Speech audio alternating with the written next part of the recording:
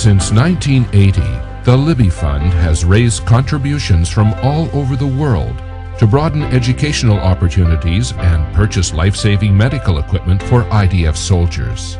This small, dedicated unit has been founded by the late Prime Minister Menachem Begin and the late Raphael Eitan, the Chief of Staff at the time, and all of its activity is directly coordinated and approved by the Chief of Staff.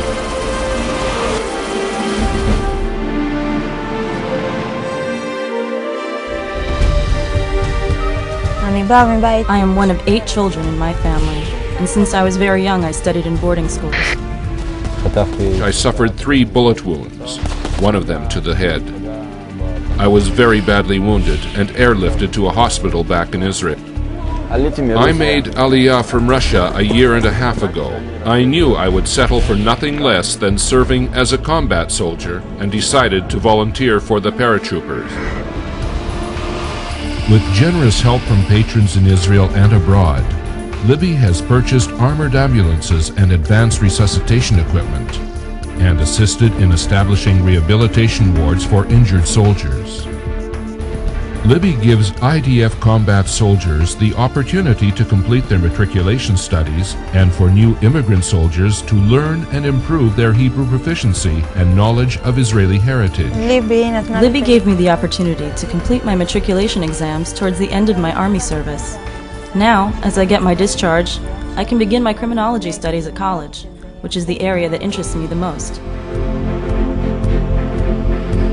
Considering the circumstances in which I was wounded, there is no doubt that if not for the bravery and professionalism of the soldiers who rescued me, along with the state-of-the-art medical equipment they used, I would not be sitting here today. Libi gave me the chance to get better integrated in Israel, learn Hebrew in an ulpan, get to know Israel's heritage, and feel part of the Israeli society. For me, Israel is my home.